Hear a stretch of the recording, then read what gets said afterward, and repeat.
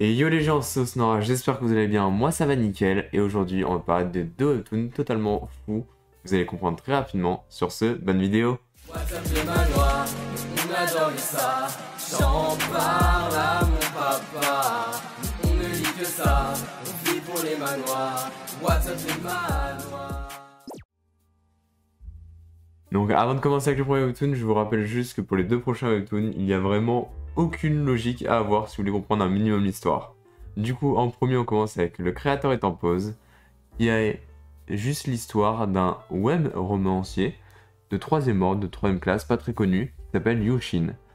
Et du jour au lendemain, une application s'est installée sur son téléphone et cette application va littéralement lui dire vous êtes un dieu de cette application. Qu'est-ce qui se passe?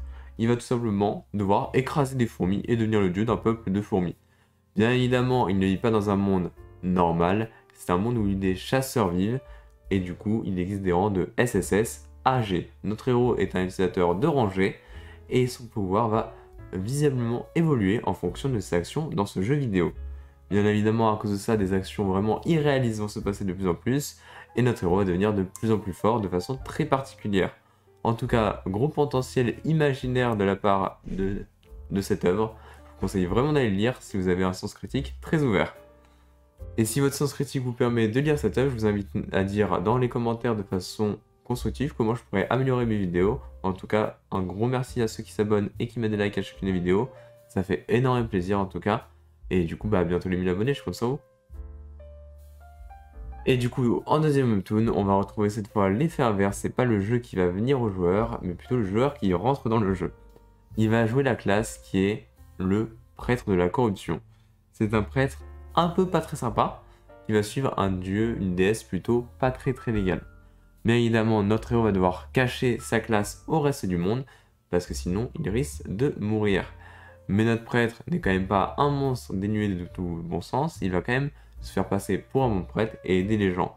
Bien évidemment, en parallèle, il va profiter de son pouvoir de prêtre de la corruption pour pouvoir voler des pouvoirs divins, pour acquérir de nouvelles autorités divines. Bien évidemment, notre héros va se faire pourchasser à cause de sa nature divine, mais il va quand même bien défoncer des races. C'est un peu un prêtre, mais genre badass XX+, quoi. Je vous conseille vraiment de suivre si vous aimez ça. En tout cas, le nom The Priest of Corruption avec pour genre action, aventure, drame, fantastique et psychologie, c'est vraiment un prêtre giga badass. Je vous conseille de le lire, vous allez kiffer.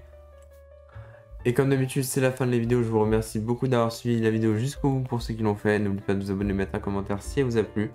N'hésitez pas à dire surtout dans les commentaires comment je pourrais améliorer ou un format qui vous ferait plaisir. Sur ce, c'était Osnora. Et je vous dis à la semaine prochaine pour une prochaine vidéo. N'hésite pas à t'abonner, je te le demande s'il te plaît, car cela pourrait bien aider. Et n'hésite pas à supporter. Le like.